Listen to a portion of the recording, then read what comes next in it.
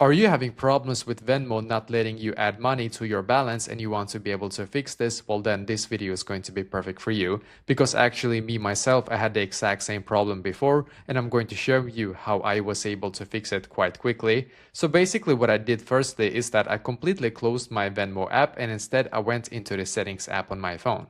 So now in my settings app, I just scrolled down in here and I clicked on general. So I clicked on general, and as you can see, you should now be taken to a page very similar to this right here. Scroll down in here and click on storage, and then just simply wait a couple of seconds or a couple of minutes if you're really unlucky to be able to completely load this page. It's going to load all the apps that you currently have on your phone basically. Now scroll all the way up. When it's done, click on the search bar up top, search for Venmo in here and click on the Venmo app.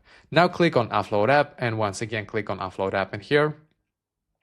Then we're just going to wait and click on reinstall app button. Now just simply wait for your Venmo app to completely update to its latest version. When it's done, go back and try once again. This fixed it for me, so I hope that this will be able to fix it for you as well.